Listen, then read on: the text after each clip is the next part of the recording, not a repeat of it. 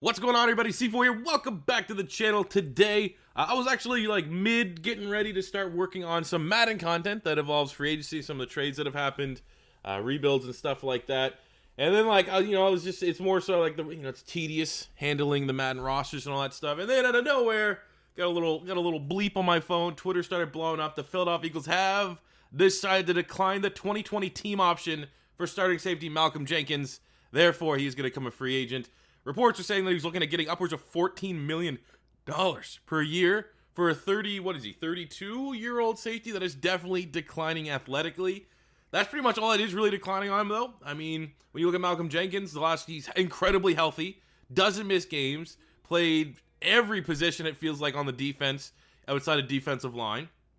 High IQ, it's one of those guys, he's a locker room leader. It's like having another set of eyes, like a coach back there, making all the adjustments, helping our young players, especially with all the turnover that we've had in the secondary with some of the young players, guys off the street. Malcolm Jenkins basically had two responsibilities, his own and those around him. And that does have a certain value, and we're not going to be able to fully analyze this until we see what Malcolm Jenkins gets on the open market and see, is that a number that the Philadelphia Eagles would have felt comfortable paying? Because obviously they're not going to be discussing financial figures right now. But if the report is true and Malcolm Jenkins was looking for $14 million per season, I'm not going to lie, I probably would have told him, thanks for everything. It's just one of those things where you got to get younger at the position. And Philly has a roster right now. Our entire secondary that drastically needs to get better is full of safeties, full of guys that I think could be safeties in the National Football League.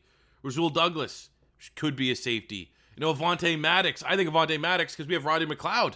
Our two starting safeties, Malcolm Jenkins and Roddy McLeod, are both not projected to be on the team next year. So you look at someone like Avonte Maddox, who was drafted as a nickel corner, but throughout his career with the Philadelphia Eagles, we have had to put him in at safety, especially when Roddy McLeod went down to injury, and he actually was pretty damn good. I would assume that, honestly, I'd feel pretty comfortable having Avonte Maddox as one of those two safeties on this Philadelphia Eagles team. So, you throw in Rasul, you have Avonte Maddox, and then we had news that, surprise to absolutely nobody, Jalen Mills is back to Philadelphia on a one-year deal. I mean, he's one of Jim Schwartz's boy toys. There's no way.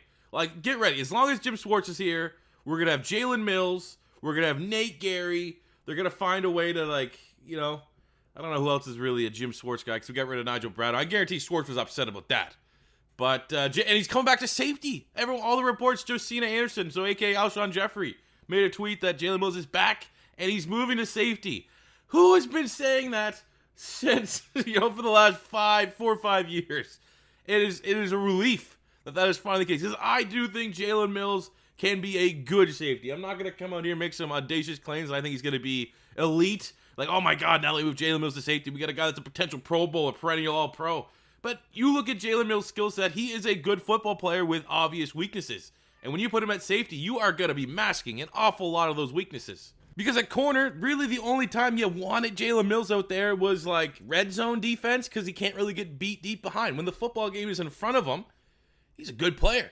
Smart player, brings the intensity, has a lot of similar qualities that Malcolm Jenkins has. So I think the move to him for safety, if right now it looks like on paper, Philly's two safeties are going to be Avonte Maddox and Jalen Mills, don't hate it. I'm seeing a lot of beat reporters and Eagles fans tweeting out, look at the depth. They say, I honestly don't hate it.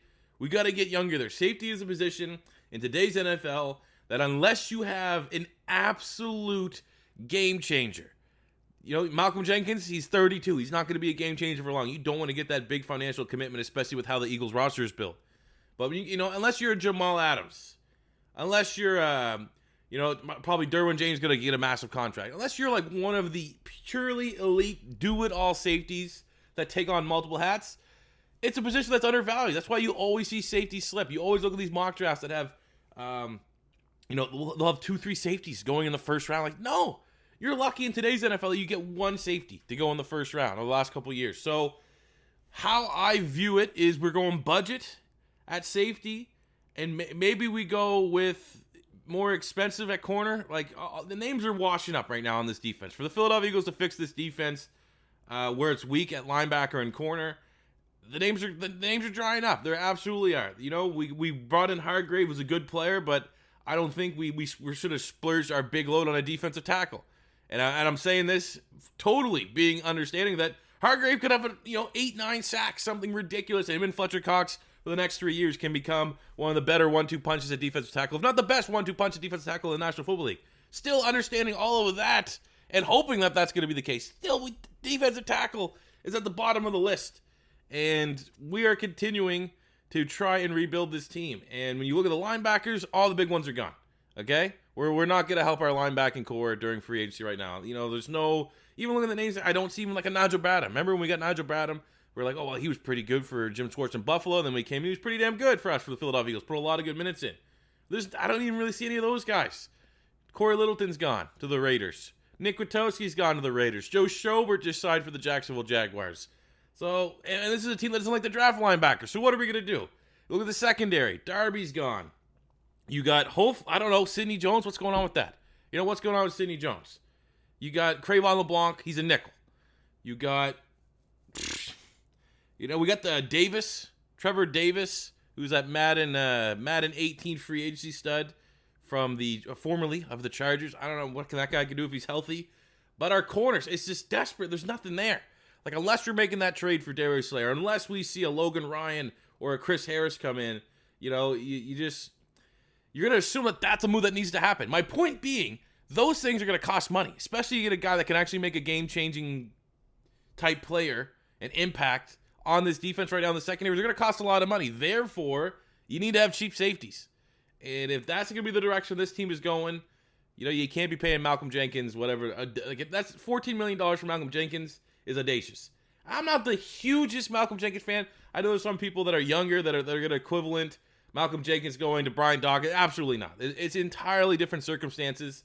I would say right now, Malcolm Jenkins is probably still playing at a higher level than Brian Dawkins was when his time with the Philadelphia Eagles ended. However, Malcolm Jenkins is old and looking for a raise. Brian Dawkins was just like, I will take a team-friendly deal. And then Joe Banner said, no, thank you. And now we have to deal with the annoying Denver Bronco fans that post like their Brian Dawkins Bronco shrine anytime Brian Dawkins makes a social media post, which is incredibly cringeworthy. I'm not gonna say you could, Broncos don't cheer for Brian Dawkins, don't own Brian Dawkins, all this other stuff. But come on, come on. So it's not the same to that. That was a heartbreaking day. That was a day that the franchise lost a bit of history when they let Brian Dawkins walk. This one here definitely does sting. Losing Malcolm Jenkins. 2018, he had a bad year, and you could see the time was coming to an end. And ultimately, it's just one of those things we got to see. This is a move for the Philadelphia Eagles that you're not going to be able to really react to or grade until you see the bigger picture. Because where's that money going? That's pretty much how we're going to end this video. Is where's this money going to go? If we end up doing nothing with that money, if we end up, I made a meme tweet like signing a guard or like just doing something like that. Like, how do we decide to spend it? Like, if this Malcolm Jenkins bounces and then tomorrow we announce Chris Harris, or we announce, right now almost seems like 1 in a million we do a Darius Slay trade or something like that, then you're gonna go, oh, okay, they did something valuable with that money. We lost a piece in Malcolm Jenkins, but we added something else here. But it was something stupid like, oh, we brought in Eagles are trading for Trey Burton to bring back, third tight end. Like, that's a move right now the Philadelphia Eagles feel like they would make, or like, we just re-signed Nate Sudfeld and then still like spend big money on like Blake Bortles or something to come in and be quarterback. Like, that's kind of what I'm prepared for the Philadelphia Eagles. So really for this Malcolm Jenkins thing, we're losing a player that was really, really good. One of the all-time greats for sure in the Philadelphia Eagles franchise. Really good player for us. Helped us win a Super Bowl. But at this point in time, I just don't think for a player of his age, that money was worth it. But that being said, depending on how we spend that money, when all is said and done, there's a very likely scenario I would have been like, probably should have paid Malcolm Jenkins that money because look what we did with it. But until that time comes, we kind of just got to sit on our hands and knees and wait for Tom Brady to side with the Tampa Bay Buccaneers. So that does it for me here today, guys. How do you feel about the moves? Jalen Mills coming back, going to safety. Malcolm Jenkins, club option getting declined.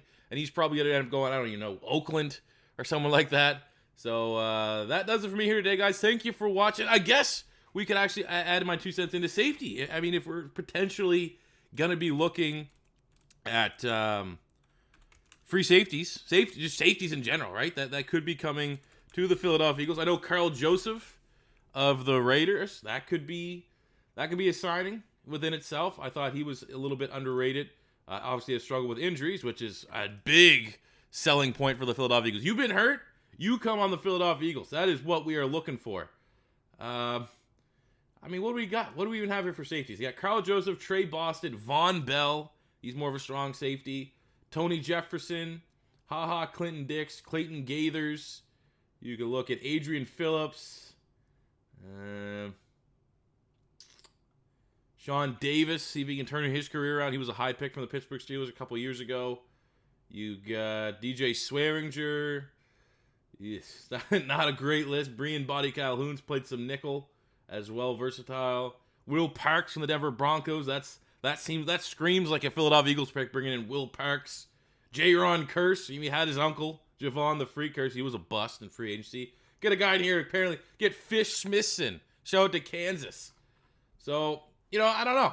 If we're looking at value in free agency, I necessarily wouldn't kick the tire. I wouldn't be afraid to kick the tires on a Carl Joseph or a Von Bell or, a Will Parks for a death move. But it's a sad day for a lot of people, man. We're losing a guy that was definitely a fan favorite. So what do you guys really feel about it? What's the mood right now? Let me know in the comment section below. I'm going to continue working behind the scenes on some Madden content, some new rebuilds and stuff like that, based around some of the moves that have happened. When those videos are going to come out, I don't know, because obviously anytime something big of note comes, dropping my takes have been, and you've seen all the comments and stuff like that. That's kind of what, at least for the front end of this week is going to encompass. But just to know behind the scenes, I'm working on some Madden content that is going to be pretty cool, I think. But that is for me so far. I can't even say that's going to do it for me here today, guys, because we don't know what's going to come. But thank you guys for watching. Let me know in the comment section below how you feeling about this one, Eagle fans. And we'll be back whenever more news is worth talking about. See you then.